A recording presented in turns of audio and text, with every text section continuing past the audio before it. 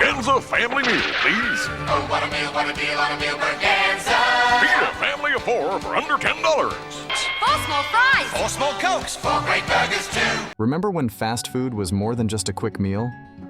The 1980s were a golden era of iconic chains that made dining out an adventure. From pizza for a penny to burgers with quirky mascots, these chains had us hooked. Now, as we scroll through modern menus, we can't help but crave the nostalgia of those bygone days. Join us as we revisit 20 legendary fast food joints from the 80s that we wish were still around. Get ready to dive into a delicious trip down memory lane and maybe shed a tear for the fast food giants of yesteryear. 1. Burger Chef. Starting our list with a blast from the past, we can't help but yearn for the days when Burger Chef ruled the fast food scene, the best pioneering kids' meals, and a self-served condiment bar.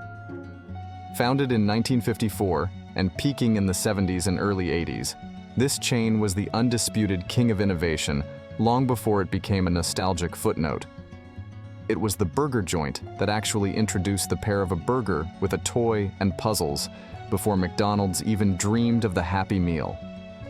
With over 1,200 locations at its height, it was second only to McDonald's. But then, tragedy struck. Burger Chef's flame fizzled out and the chain was slowly gobbled up by Hardee's.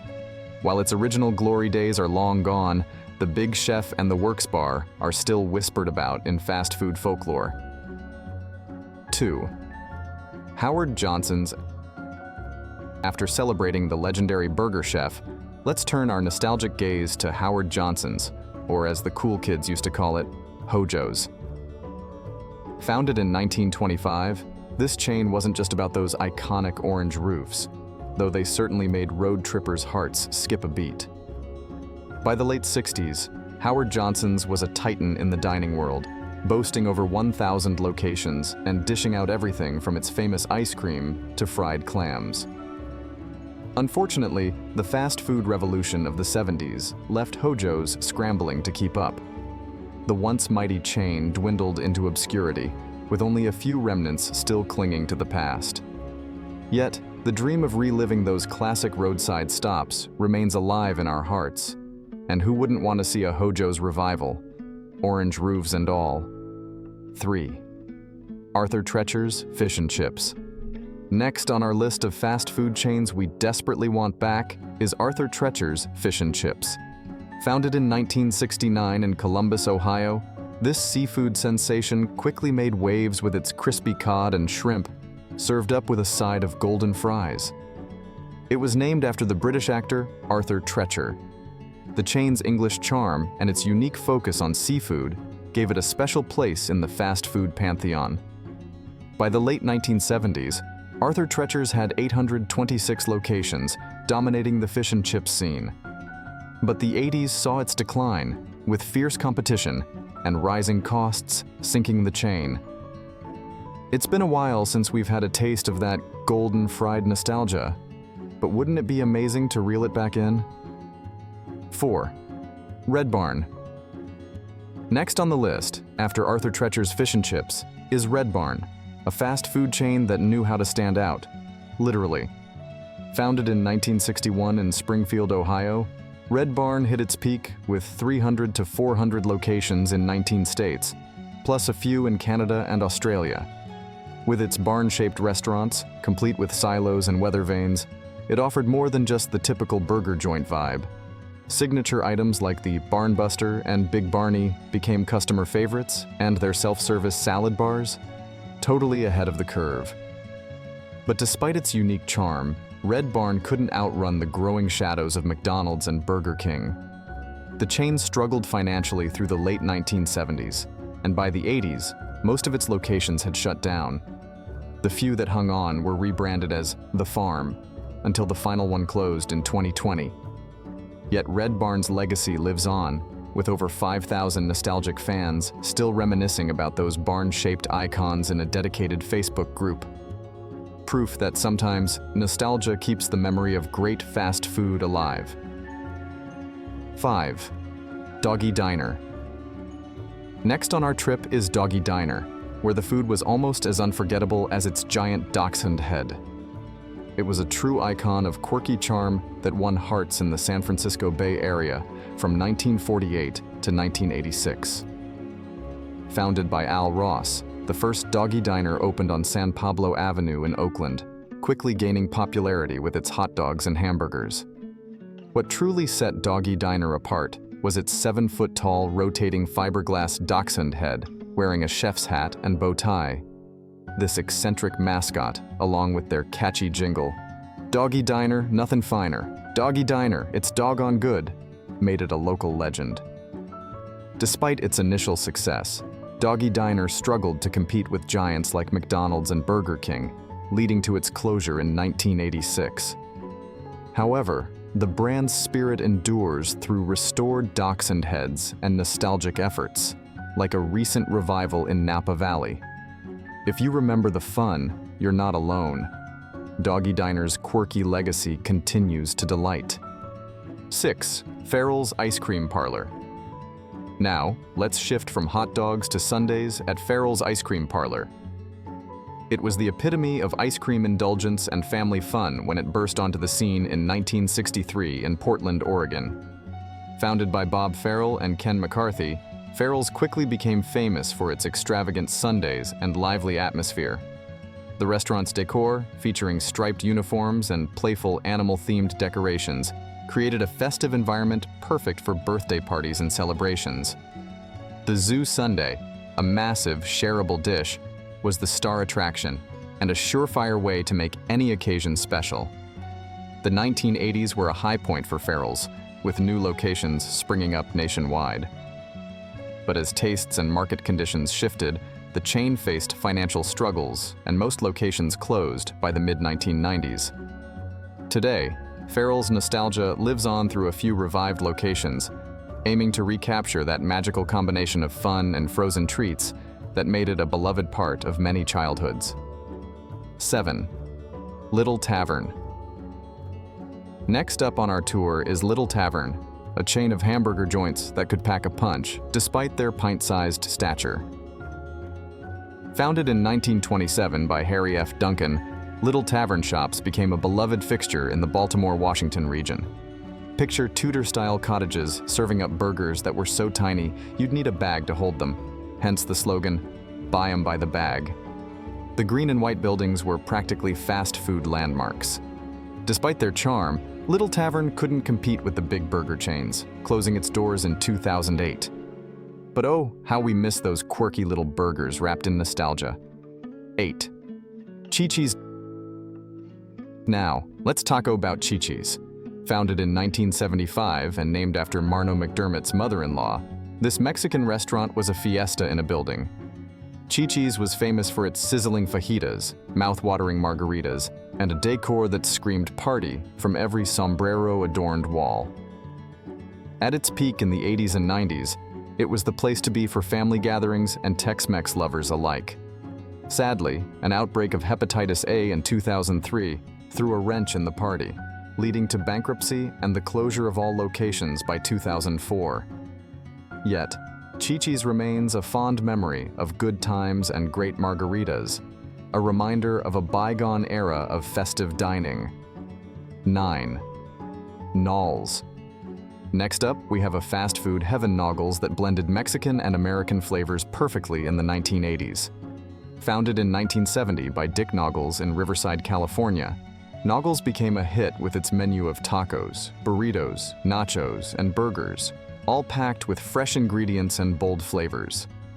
Known for its affordable prices and speedy service, Naugles attracted everyone from families to late-night snackers. Its laid-back vibe and colorful decor only added to its charm, making it a cult favorite among foodies and night owls alike. However, despite its loyal fan base, Naugles couldn't keep up with the fierce competition. By 1988, the chain was bought out by Del Taco, which closed or converted most locations by the mid-90s. Thankfully, in 2015, Naugles made a triumphant comeback, giving fans a taste of nostalgia and bringing back the flavors that made it an 80s icon. 10. Horn and Hardart, Automat. Now, let's take a nostalgic bite of Horn and Hardart Automat, the self-serve sensation that dazzled diners from 1912 onwards. With its innovative concept, patrons could pop coins into slots and enjoy ready-made meals from glass-fronted compartments. During the Great Depression, this quick and cheap dining option was a lifesaver, attracting lines that stretched around the block. However, as fast food and changing tastes took over, the Automat's popularity waned. Horn and Hardart's last Automats in New York and Philadelphia closed in the early 90s, but their unique blend of convenience and nostalgia still lingers in the annals of dining history. 11th. Pizzaland. Next on our trip down fast food memory lane is Pizzaland, the UK's once thriving pizza paradise. Founded in 1970 by David Dutton and boosted by Associated Newspapers, Pizzaland quickly grew to over 140 locations by the early 80s. They even had a cheeky pizza for a penny promotion that initially lured customers in droves. But as you might guess, when the penny deal couldn't be sustained, so went the chain's fortunes. By 1996, Whitbread had acquired Pizzaland, converting many spots into Pizza Hut and Bella Pasta. Now, the Pizzaland name is just a distant echo in Britain's pizza landscape. 12 o'clock. And now, let's set our watches back to 1976 with Clock, the Swedish fast food icon that ticked all the right boxes for burger lovers. Founded by Sarah and adorned with a big old clock logo, Clock quickly became a fast food fixture in Sweden, even making its way to China. Their quick service and tasty burgers had fans lining up in the 80s, but the 90s brought fierce competition from kebabs and falafel. By 1998, Clock had dwindled to just 14 locations before being sold off and rebranded as Provobis. The name may have faded, but for those who remember, Clock was a golden hour of fast food nostalgia. 13. VIPs. Next up, let's revisit VIPs, the West Coast's 24-hour diner that served up comfort food and cozy vibes from 1968 to 1989. With over 50 locations stretching from California to Idaho, VIPs was the go-to spot for late-night cravings and family breakfasts. Their diner-style menu was a beacon of comfort, but their shine began to fade when Denny's swooped in for a $12 million buyout of 35 locations in 1982. After the buyout, VIPs struggled to keep its identity, and by 1989, the last location closed its doors. VIPs is now a fond memory for those who loved its all-day breakfast and warm atmosphere. 14. GD Ritzy's. And let's not forget GD Ritzy's, the 1980s fast food wonderland that promised not just a meal, but a mini amusement park. Launched with a flair for fun, GD Ritzy's combined burgers, sandwiches, and ice cream with arcade games and play areas. It was the ultimate destination for kids' birthday parties and family outings. But as the 90s rolled in and the competition intensified, GD Ritzy's couldn't keep up and eventually faded into the background.